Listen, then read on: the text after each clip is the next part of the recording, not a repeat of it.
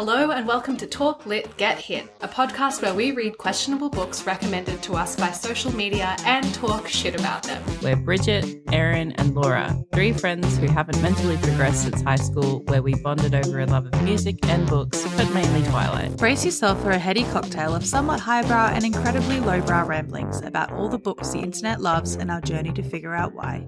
Hello and welcome to the second full episode of Talk Lit Get Hit. Today we are discussing our second ever book, A Court of Mist and Fury, book 2 of the A Court of Thorns and Roses series. We had an idea that each episode we could do a monthly roundup where we kind of share just some updates on our lives or things we've been reading or engaging with or watching or whatever lately that we've enjoyed. But the trouble is that we read these books at the start of the year and now we're just trying to record these podcasts really quickly because we don't want to think about them anymore. So the monthly roundup is a lie, but I think it could still be nice to just share some recommendations. I mean, I know you guys had some good waffles this morning. No, that is the bad news. That is the bad news. It was closed. I'm so sorry. Mate, I was so sad. Oh, no, it wasn't closed. It was full. It was booked. Who has to book for breakfast? And it wasn't waffles. It was French toast. It was creme brulee French toast. Oh, and I want it so bad. They were so booked. sad. Anyway, it was not meant to be. Whose stupid idea was the monthly roundup?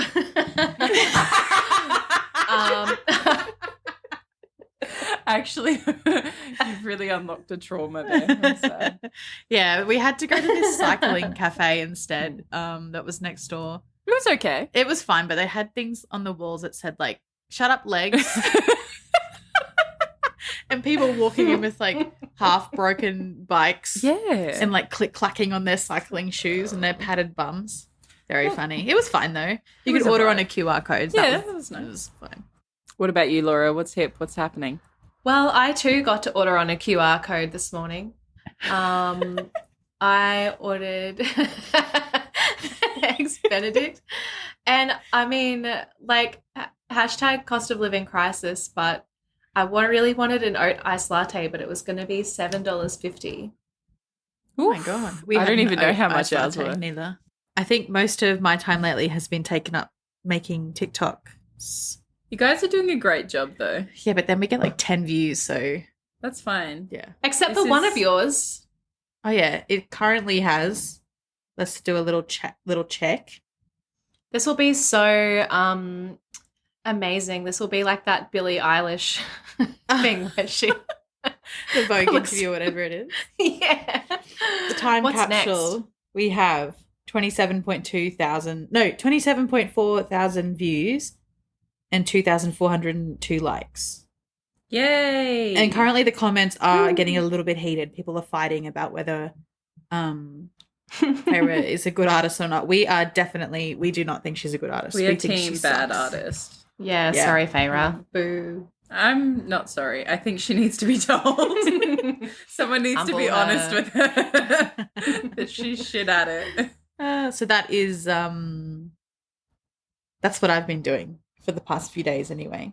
It's so good. You guys are doing such a good job. I don't understand the TikTok, so I'm glad someone else does. And Eryn, how was your holiday? It was so good. My friend that I visited is a bit of an introvert, so I had to do a lot of the conversation carrying, which can be difficult, but as an extrovert, I'm used to doing that anyway. So yeah, you're the backbone of this podcast. I just talk until someone tells me to shut the fuck up. Actually, you saying fuck reminded me. I saw Mum. I saw Mum last night, and she was like, "Oh, you'll have to send me a link to the podcast when it's out. I can't wait to listen to it on the way to work." And I was like, "Oh, I can, Mum, but like there's just some rude words in there." And we just Eryn say swearing something. the whole time. Yeah, and then I was like, actually, a lot of it's Eryn. Well, the funny thing was that Laura was telling me the other day that her mum brought it up in front of Lauren's grandma. And she said that I might just, because our voices sound quite similar, so I might just blame anything I say on Bridget. Like, I'll just say, oh, yeah, that Bridget. She really swears a lot. Damn it. Why can't I also sound like you? Well, we'll morph. The more time we spend together, the more we homogenize. Animorphs. We'll become a worm. Big promo. Picture for the pod is the three of us turning into the worm. It's a good idea. Write that down, somebody. Make that happen. Okay, so this book, it's been a while since we read it. It was the start of 2022, January. If you can cast your mind back that far, can you kind of summarize what your first thoughts or expectations or hopes and dreams for this book were? I went into it thinking, more rubbish like the first book. But then as I started reading, I really, really got into it. And I was very, very engrossed in it. I think I went into it expecting a love triangle situation, especially because in the first one there was so much bants between Rhysand and Tamlin. I thought that we would get more of that, so I didn't expect it to play out quite the way it did. But I really liked book 2. I'm the same. I was also expecting a love triangle, hoping desperately for a love triangle. And then, like, same as you, Bridget, was kind of like, thought book 1 was pretty good, like enough to keep me interested, but thought, God, this book's so much thicker. I don't know if I can be sustain this interest. But book 2 was pretty good. I really ate this up. I was so keen to just keep reading.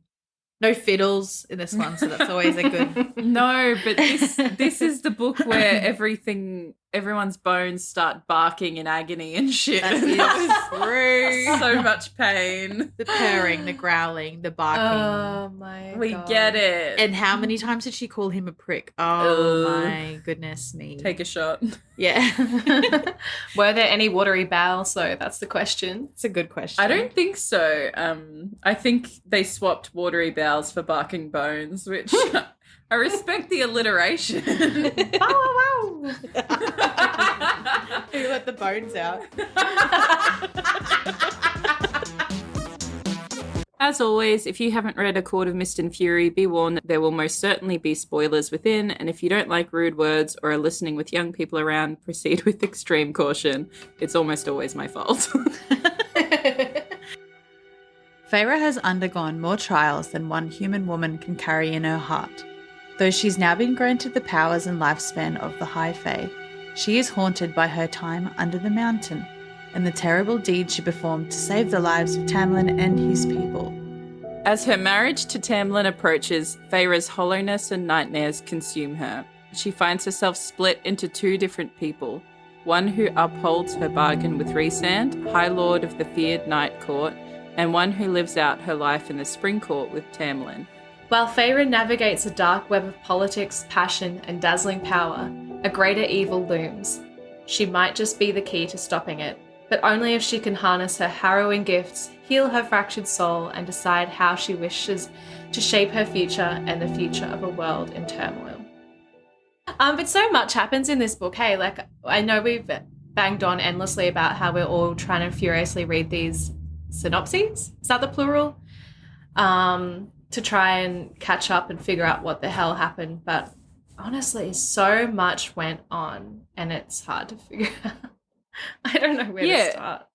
Well, I actually think it's hard to remember because we read them all one after the other in really quick succession. So we can't separate what happened in each book. I guess we could start at the beginning. So book 2 picks up. It's only a few months after Under the Mountain, right? Like, I think the synopsis said it's only 3 months after Under the Mountain, and shit's hit the fan, basically. Yeah. Things have escalated quickly for poor old Tamlin Feyre. and Feyre are not okay. And they're not communicating, which is a key problem in this relationship from day one. Yeah. Feyre is, racked with guilt for murdering some people, which is fair enough. Look, understandable. And suddenly Tamlin's gone bananas and has become really overprotective and overbearing and raising pretty much every red flag under the sun. But I guess I would argue he's always been overbearing like that. He's just like on steroids now. Yeah, I think especially after we talked about book 1, seeing his quote-unquote character change in book 2, it's just amped up a bit, like you said. Yeah, for sure. I don't understand. Like, it just seems such a simple problem to solve. Like, if Tamlin gave a shit every time she started vomiting, like, just, like, not just ignored her and pretended things weren't happening. If it would be fine if he was just nice to her. Yeah. But he just ignores everything she says. Let's not talk about it. Let's not solve this problem. Like, of course she's going to leave. What did he think was going to happen? Oh, I mean, as someone who also represses, I can understand Tamlin. Like, if you don't deal with it, eventually it goes away. Yeah, but it doesn't. Let's unpack that. It is pretty crazy, though, that, like, she's having these nightmares and spewing and stuff, and he's like, I'm just gonna sleep here. Like, and I think at one point he's awake but pretending to be asleep. King, if I he- would too. If he even just said, "Oh, you're okay, mate," like, You're right, Dal. Just a little pat on the shoulder. "Ah, another one. That sucks." Like, And something. doesn't he sleep at the foot of the bed like a dog? No, Yeah. What? Doesn't he? no. Let's fact check this. I'm sure he Yeah. does. What's your vote, Laura? I think you might be thinking of that episode of The Office. I don't know. I've never seen The Office, Yeah. so not me. Serenity by Tamlin. One of the notes that I saw about Tamlin was like the treatment of his character in book 2 and beyond. Some people were saying like it's total character assassination. He was never like this. He was always a good guy. But I really beg to That's differ. not true. Yeah, I disagree as well. He spent most of the first book, like, their whole relationship was built on a lie, because he was Yeah, just exactly. trying to get her to fall in love with him. Even then, he wasn't really doing a good job because he'd always stuff it up and stomp away. But yeah, it was doomed from the start, I think, because if they're starting a relationship under this manufactured setting, they're not going to last. Because he was just trying to be what she wanted him to be. And Yeah. look, it sounds much worse in this book, but that's very common. Yeah. People just pretend. And, like, there's a theory in dating that people can only pretend to be who you want them to be for 3 months. Yeah. So it's all coming together. That's interesting. And then also, if you think about Lucian, Love that guy. who we did love, but then in this book was just was not helpful at all. He like, oh, don't make Tamlin mad. Yeah. Like the whole Yeah, time. that was character assassination. Yeah. And why didn't she date him? Well, that's the real question. But I do kind of get it. Like, Yeah. Lucian has a duty to Yeah. Tamlin and to the court. So I kind of get why he was like, you know, this is a bit fucked up, but I can't go against him. But as a friend to Feyre, not on. He could have supported her in private, Oh, yeah. and because he pretended like he was in agreement with Tamlin. He couldn't figure out, like, where his duty ended and his friendship started. Like, Yeah, that's a great way. they were so intertwined for him, which is difficult for all of them, I think, to deal with. Yeah, and I don't know, I can't remember how old Tamlin is, but if you've been single for literally ever, like He's an hundreds incel. of years, you wouldn't know how, if you finally got a girlfriend, you wouldn't know how to treat your girlfriend. You've been by yourself for, I don't know, 700 years? How old is he? Look, he wasn't by himself, though. Yeah, but he didn't have a girlfriend he had to think he about. had Lucian. They've been dating this whole time. Proxy Bay. Yeah, and look how well he treats Lucian. I know. That's a great point. He doesn't know how to do it. He needs to do a lesson or something.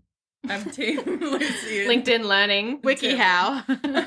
I finally got a girlfriend. How do I keep her?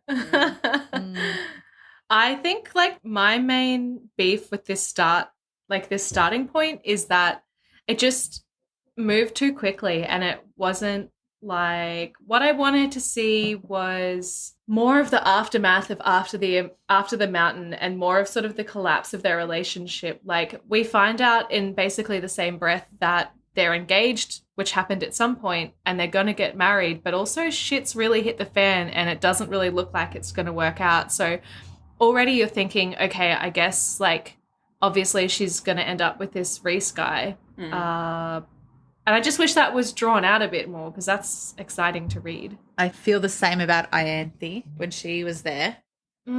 She was just suddenly there, because obviously she came around the same time they got engaged. So all these things happened and we're just straight in. Yeah, I didn't trust that bitch from the get-go. No, same. That's in my that's in the show notes. Ianthe, new bitch on the scene, friend or foe? Absolutely foe. I did not trust her.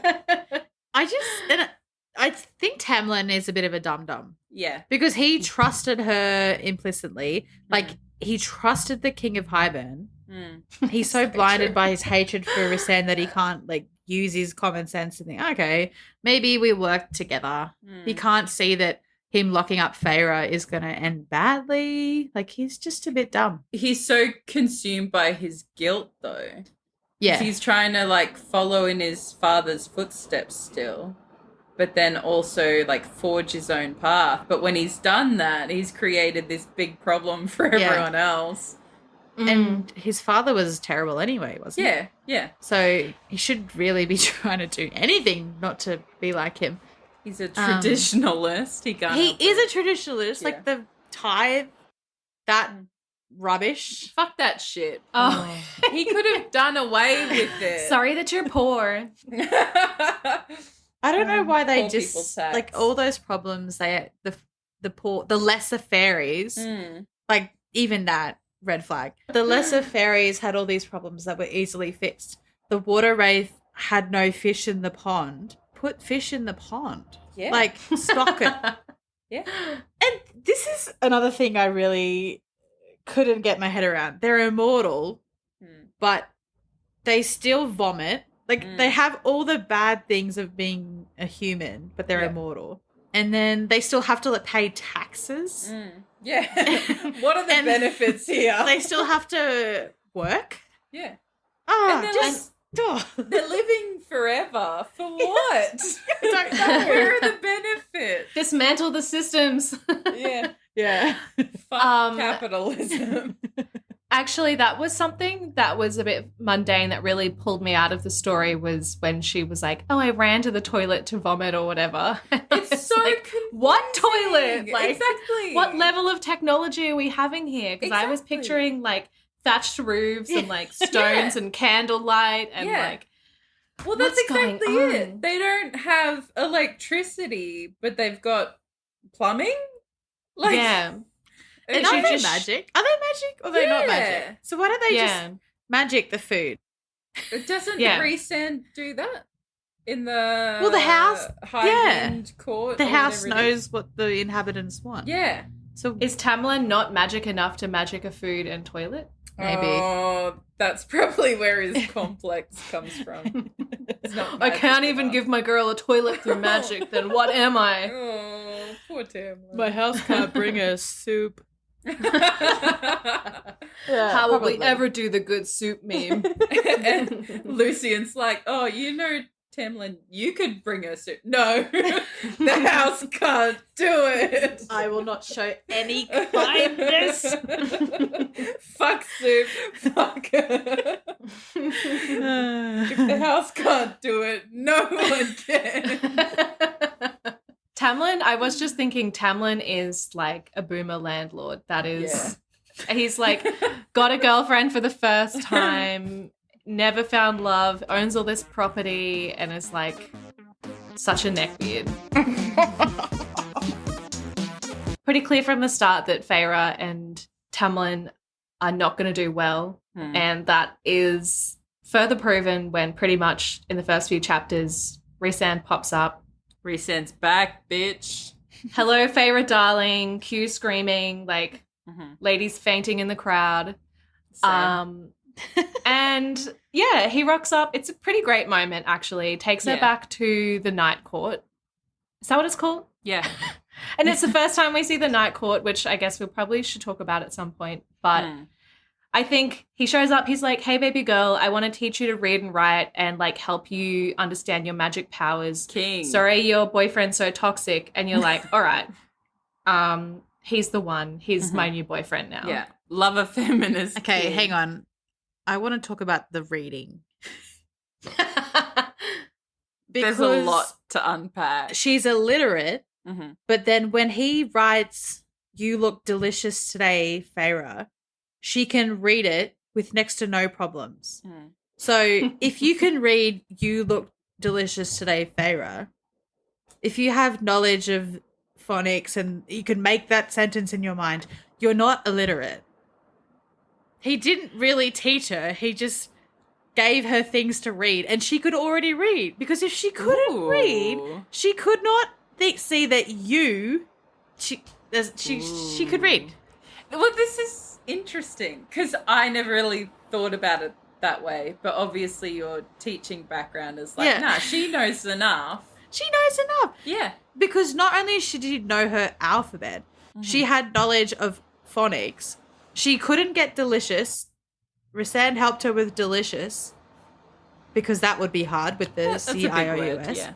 But she could recognize it. So if she had just practiced, she would have been able to read. Because there was no actual instruction. Yeah. She just had to keep reading things over and over again. Ooh. That's true. So was this whole book just Feyre gaslighting men into, like, thinking she couldn't read and giving them some sort of superiority, like, helper bee complex? Stop it. Yeah, maybe. But yeah, Rhysand, pretty obvious Love that him. he's going to be, I was all, I was like, forget about Tamlin. I almost called him Talon. Yeah, him too. And so he whisks her away back to the Night Kingdom, and then that's when we meet his quote-unquote inner circle. Eryn only just found out they're called the inner circle. I had no idea. When you guys were, like, making the TikToks, like, what inner circle? What are we talking about? To be honest, I think it's like a throwaway line. I think it's mentioned one time. Yeah. But people, like, cling to it. Yeah. And I'm scared of Amryn. Yeah, she's scary. More in my mind. Oh. Yeah, go. What were you going to say? I was going to say Moore and Asriel are the best. Oh.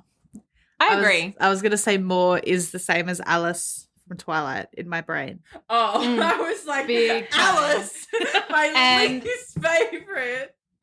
Asriel is Jasper. Yes. Ooh.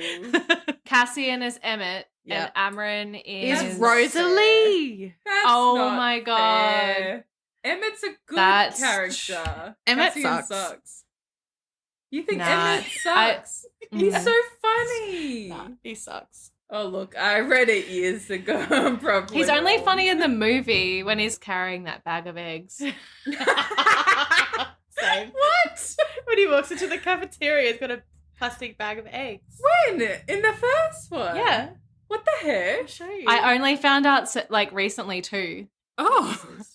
Are they boiled eggs? Yes. Oh my God, he's like Gaston. Because when Gaston was a boy, he had 12 dozen eggs. You don't get it, but I get it. I know who Gaston is, but I don't know anything about him. Maybe that's the reference.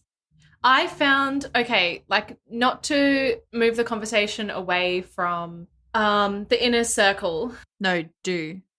But I just found it like this is why I don't read fantasy, because there were so many courts, and it was like the court of like 12 o'clock, the court of 12:45, like the court of nightmares, the court of kind of scary dreams, like the court of dreams. Like, it was just, there were so many, and I didn't know what all of them were. And then, like, there was Under the Mountain, and then there was like the Hewn City, and then there was Valaris, and then there was that weird little place like with the cabin that they desecrate. Like,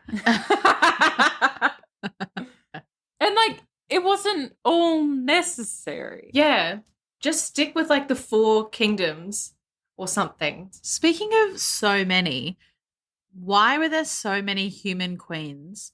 And where were they in book 1? Why this is the first time we're hearing about them? And what are they queens of? Why are there so many? Like, There's I like don't one. understand. Yeah. Were they all I feel like wives of someone? Yeah, or are there no kings in mortal worlds? Feminist. Once again. Maybe that's Patriarchy. probably some like flimsy point she was trying to make, Definitely. to be honest. And this is the book where Rhysand has obviously gone and done women's studies at university because He's a king. he's very like, this is your choice, Feyre. He's woke. There could be a high lady if we made one. I mean, I'm just saying. Yeah, that I don't know who it would be, but doesn't just have to be you. putting the idea out there. Just manifesting one day. I might have a mate, but I don't want to tell anybody who they are. I want them to make their own decision. Yeah. But I do like the romance there. Oh, I love it bands. so much. Yeah. The flirting is very cute. I know, I loved it. Aside from the fact that she's gaslighting them about her inability to read, the like flirting over notes and stuff is so cute. It was so cute. Would she stop calling him a prick all the time? I was really into it. Yeah, because I find that type of flirting in books like really exhausting. That whole like I pretend to hate you. I love it. Well, like I love it for a bit, but I hate it like from a first person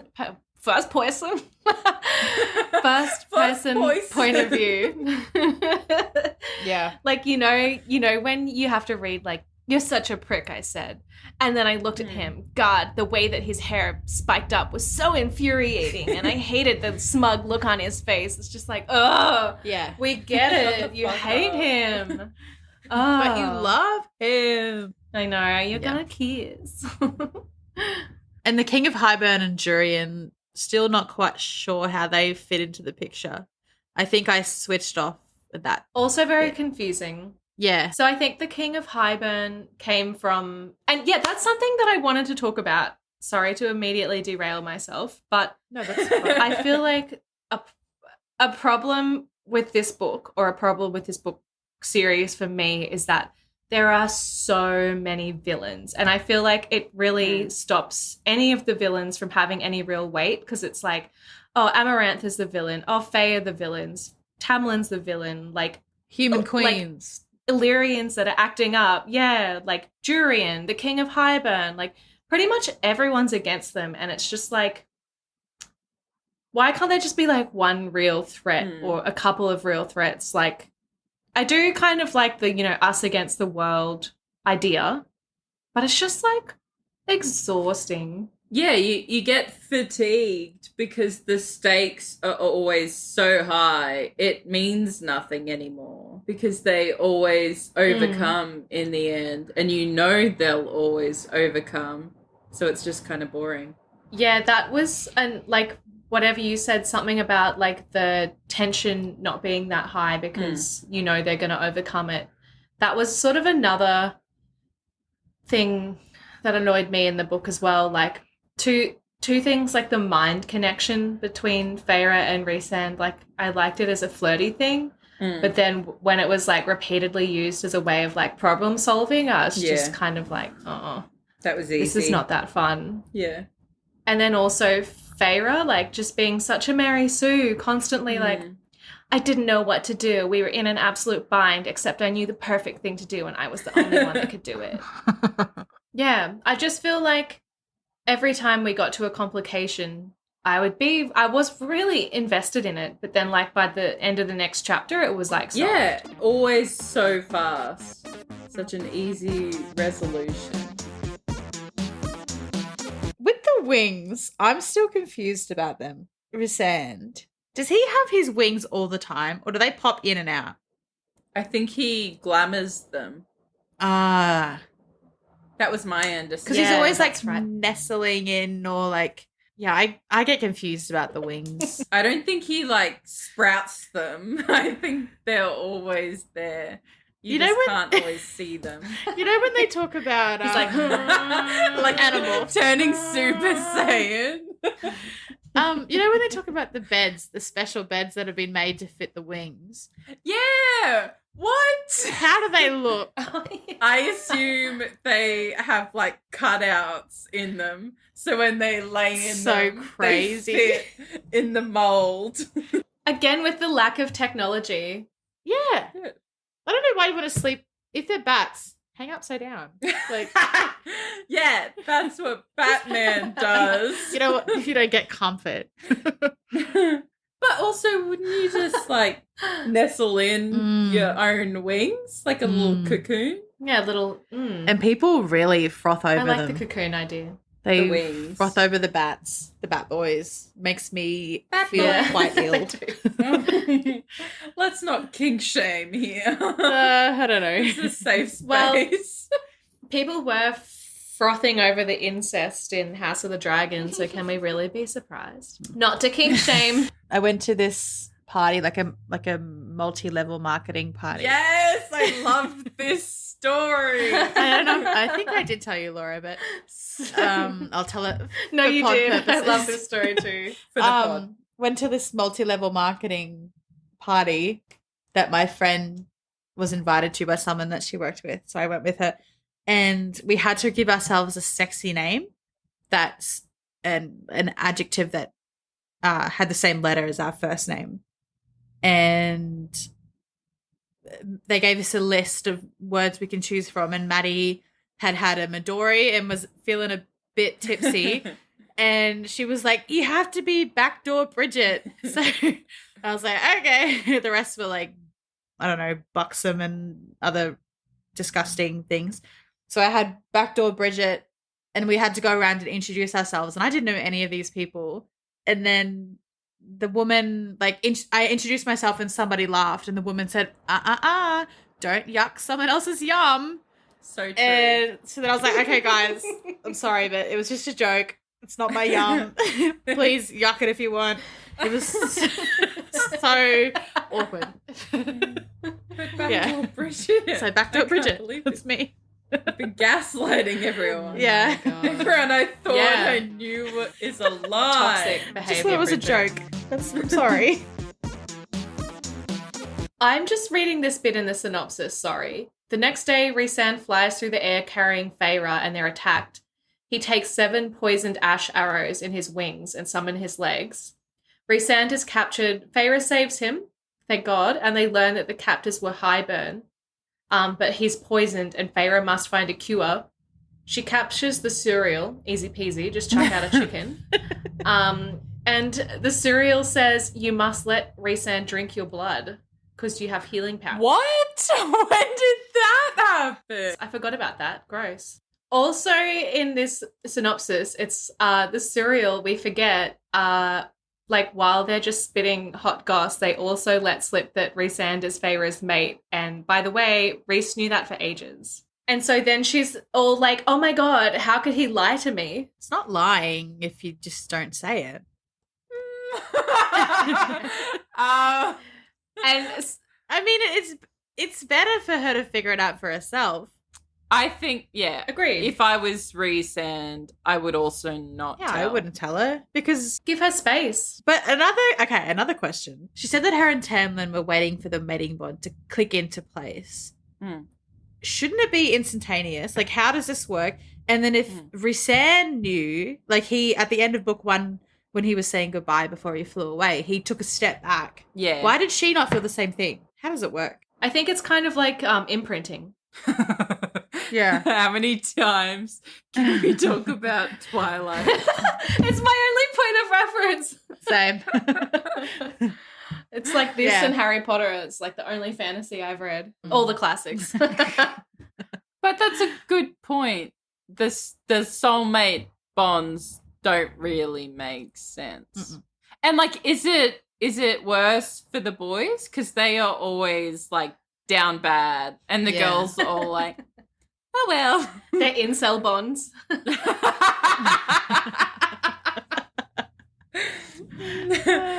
Tamlin didn't need the soulmate bond. God, imagine. That's why he thought he had it. He would have gone ballistic. Can I also just read out this funny part in this synopsis I'm reading? So after Feyre finds out that Rhysand knew that they were mates, or Feyre is Rhysand's mate, the knowledge infuriates her because he has been lying to her. Feyre takes several days away from everyone to come to terms with this turn of events. She rediscovers painting. Ugh. And when Rhysand comes to her, they reconcile and complete the mating bond. Yeah, she had to feed him. She had to feed him. Yeah, you have to feed your mate to solidify the bond. I don't remember Really? that. I thought it meant sex. Yeah, No, I thought they she had to banged. give him food because when he came in, they talked for a bit, and then she was like, "Now eat," and gave him a bowl of something. No. Oh, the house provided it. Yeah, but she has to feed him. What? Yeah, Oh my god. let me find it. I don't remember that. I would probably fall in love if someone fed me something tasty. It's Sorry. pretty fair. I relate. Oh, here we go.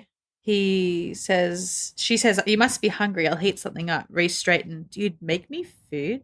"Heat," I said. "I can't cook." It didn't seem to make Just a add difference. it to the list of Yeah. things she can't do. "I don't know the rules," I said, my back to him, "so you need to explain them to me." It's an important moment when a female offers her mate food. It goes back to whatever beasts we were a long, long time ago. But it still matters. The first time matters. That whole practice is definitely steeped in misogyny. But then at the end, slowly, I turned around to where the soup was now boiling and ladled it into a bowl. He watched every step I took to the table, the steaming bowl in my hands. I stopped before him, staring down, and I said, "You love me?" Rhys nodded. And I wondered if love was too weak a word for what he felt, what he'd done for me, for what I felt for him. I set the bowl down before him. "Then eat." Damn, that had a lot more weight to it when I first read it. But it's not romantic. Just soup. Yeah, with all that said, though, I think that you can enjoy something and still objectively agree that it's not good. Would you agree? I would agree. When we went out for breakfast this morning, I took the book in case we wanted to, revise. And I was so Compare notes. embarrassed when people saw me holding it. I was trying to hide it behind me. But I think also, sometimes you just gotta take things for what they are. And, it's a good book in the sense that it's enjoyable and it was fun enough. Is it good, high literature? No. But is it a good time? Yeah. Hell yeah. So, it just depends what you're chasing, whether or not it's good or good for you. Mm. It's good to talk shit about. Oh, shit, yeah. Yeah. We wouldn't be here without it. No, and also I would just say, because I just finished listening to, not reading, God, I haven't even told you this yet, but I finished listening to that Neon Gods book. Oh, how was it? And it was garbage. It was the concept, it fulfilled my expectations, but at least the ACOTAR series has a plot, yeah. You could still take away the sex and it would be a pretty interesting book. Or you could, I would probably be more confusing because I found all the court politics very hard to grapple with. Speaking of court politics, I really liked when they had to go to the Hewn City and they had to distract Kia while Moore went and found whatever she was looking for. Oh, Remember when Feyre had to wear the slutty dress? Yeah. Oh, yeah. I thought that was so good. Just seeing the character that Rhysand has been playing for, I don't know, last 50 years, I guess. and then seeing how Feyre, how easily she can play into that as well, to be, like, present as the villain. Yeah, I ate that up. I did, and as much as I have complained about, like, oh, everything comes easy to Feyre, and, like, oh, their mind connection makes things so easy, at the same time, I really love the whole, like, ascending to power, like, fulfilling some sort of almost prophecy, like, look who we are, like, we're the royals, basically. I love that. Oh, yeah, and it's a great character plot for her, especially with how the book ends. Where she ends at the end of the book, she's a bad bitch. Yeah. Like, hell yeah, destroy them. She's in her rep era. No. She is. So I guess a big sort of theme of this book runs kind of undercurrent throughout is Feyre's trauma and her, like, recovery from what happened to her under the mountain. And it's definitely prevalent, but I'm still trying to make up my mind about whether I think it was handled as well as it could have been or not. I think they glance over some of the key elements of her trauma. Like, she seems to act like under the mountain, only the, like, trials and the murder and her dying were the traumatic bits. Like, girlfriend, you got drugged and you didn't know what you were doing and you didn't trust Rhysand at that point. Like, that's traumatic, but it's always glossed over because we're supposed to believe that Rhysand is, like, a good guy and would never do anything. But regardless, she was drugged. She doesn't know. Yeah. And that's traumatic. But yeah, we never talk about it. But I think she gets angry at some point with him. Like, they have a bit of a fight, and he says, did you ever tell your friends what it was that I did to you under the mountain? Like, I just helped you or something. Yeah, but then I also think they never really talked about what he did for her and the way it kind of foils what happened to him and the way he was used as, like, a sexual object for powerful people's purposes. God, that was a lot of peas. When they go to visit the village at the start, her and Lucian, she makes some comment about how she doesn't recognize any of the villagers. And Lucian says, oh, no, they were in concentration camps during Under the Mountain. And that's sort of just glossed over as well. Ooh. Yeah. Yeah, that's true. I don't remember. I They don't need even to remember get, that. like, a kingdom-wide therapy system going. Yeah. And I just kept thinking, like, I can't remember explicit instances. I wish I had annotated my book, but I guess when I read the book, I didn't know we were going to do a podcast at this point, and then I simply couldn't bring myself to read it again. But I just remember at the start of the book reading, like, Feyre throwing up and, like, shaking and crying and being, like, really understandably traumatized by what happened under the mountain.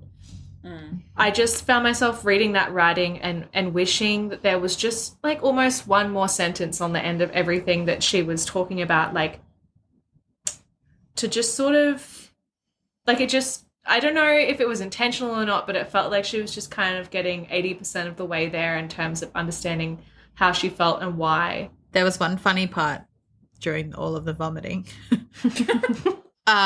Because she was I think she was in the night court and she was vomiting, and Rhysand just rocks up at some point. And he just started telling her about his nightmare. She's there vomiting over the toilet, and he's like, oh, well, yeah, every night I think about this.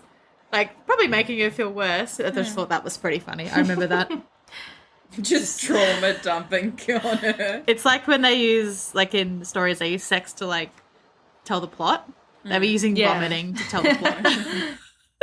It's not gratuitous vomiting, guys. It's there with a reason. It's a plot point. Yeah. Can I just say that in a 623-page book, Feyre leaves with Rhys to go to the night court on page 45. So we have, like, less than 45 pages of her communicating with Tamlin, like, understanding where their relationship's at, finding out that they've been engaged, introducing Ianthe, like realizing, holy shit, they're planning a wedding, they're not doing well. Like, that is just one chapter. It's chapter 1. Yeah, it lacks depth. It's like, Feyre is sad, Tamlin's sad, Lucian doesn't know what to do. But there's no, like, deeper layer or investigation of it. It's just like, well, this is how it is. One day it'll get better. I think more is crucial to Feyre's ability to deal with her own trauma, because Moore's really the only person who is like outspoken about her trauma and what she's been through, and she helps Feyre literally break out of that situation and then kind of guides her on the emotional journey of like coming to terms with what she's been through. That bit where Feyre threw out the shield, that was so cool. Yeah, that was so cool. I felt really sad for her. Is that when she's back at the spring court? Yeah, when he locks her up. Yeah. The last time she's there. I felt really sad for her, and I thought that was really interesting. He won't let her leave. Yeah. Sad. I definitely felt for her. Like, at the same time as saying, I don't think this was as fleshed out or given as much room to breathe as it could have, I still was really invested and, like, understanding of her pain and her trauma, and just, like, the absolute frustration of, like, Tamlin not listening to her, and, like, what happened. Like, things were going so well, like, and just, like, her coming to terms with the fact that he's not what he was promised to be, and she was sold this kind of life of happiness, and it's all slipped away from underneath her. So I really was drawn into that, though. For sure. And it's also like what she was in love with was a lie anyway, because she didn't really know Tamlin. Like, she was in love with the idea of Tamlin the same way he was in love with the idea of her. They loved the idea of finding a soulmate in each other and, like, redeeming each other without actually doing any of the work you need to do for that. That's a good point. And I think it's true. Yeah, I think it's really true. I think what we're saying is Yeah, wrap it up. Yep. We just wish there was a blank page with nothing but the month. And like New Moon, flip the page, November. Flip the page, December. A few blank pages. Is that too much to ask? What calendar system are they on? I don't know. That could have brought in something more confusing than it needed to be. Yeah. Yeah. Should we talk about the inner circle, though, the concept of found family? Yeah, because actually something you were talking about before made me think about, and it was when you were saying how Moore was really important in Feyre's kind of healing journey, and I was just thinking about how important it was for Feyre to have that female friendship, which is something she never had from her sisters. And like how Moore definitely fills that role, but you can see how easy it was for her to slot into this role within this group of friends that are welcoming and kind and like all like each other and have a good time together and aren't locking her in any rooms. So I really loved that for her. Yeah, I love found family as a trope. And I think they were a pretty good one. Like, when it was just them, like, bantering, it was pretty nice. Yeah, and I loved, like, I don't know if we necessarily get any in this book, but, you know, that there always seems to be the focus on, I feel like the focus is more strongly on her and Moore and her and Rhysand. But, like, whenever you get, like, a sort of interaction where it's just Feyre and Cassian, like, having to spend time together or whatever, or her and Azriel or her and Amren, it's like just so exciting. It's like, I don't know, seeing a teacher outside of school or whatever. Really thought the ending was so clever.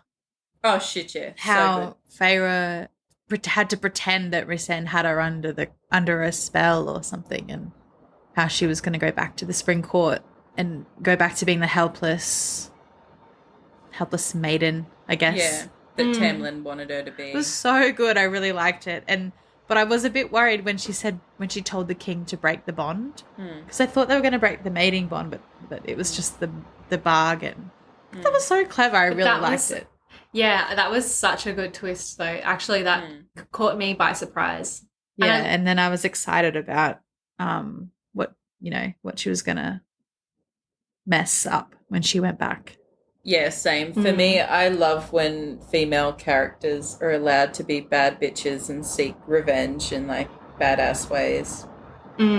So her seeing Tamlin completely fuck over her and her family, and her choice being like, well, you know what? Yeah. I'm about to ruin your life. And I wrote down a quote that I thought it was really good. And she said, the sorrow and tenderness in Tamlin's eyes was the most hideous thing I've ever seen. I nearly gagged on his scent. Like, she hates him. She despises him.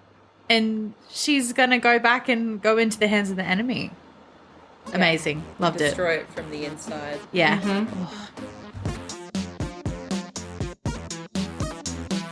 I think we can move on to the final thoughts then. I think after I read the first book, I was enjoying it, but I thought that, like most sequels, maybe I wouldn't enjoy it as much. But this one I liked so much better than the first one. Yeah. I was really, really into it. Yeah, I loved the banter. I could have done without some of the world building. Sometimes I got confused because I have a tiny brain. But for the most part, I really liked it. Yeah, agreed. I was pretty exhausted after the first book and thought that this would continue on in the same, but it really picked up the pace, and I loved meeting the new characters, and I loved, like, the banter between Rhysand and Feyre and the way that the character of Tamlin was twisted around. So, yeah, like, finishing this book, I was so amped to read the third book. Maybe we should see if our favourite characters and most hated characters have changed from the first book. I think, like, I have characters that continue to annoy me throughout the book. Like, maybe my answer from episode 1 is still the same, but maybe not my most hated character. Let's try. Okay, let's do our favourite first. Switch it up. Okay, ready? 3, 2, 1. Cassian. Ooh. Oh. Cassian! What the heck? I made it up. You panicked. No. Hang on. Let me think about it Okay. I think Cassian's actually fine in book 2. I take back my outrage. Yeah, I actually did really like his character. Yeah, although I panicked and made up my answer, I probably would stand by that. Okay.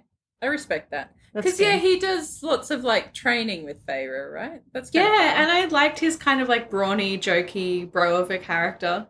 Yeah. Same.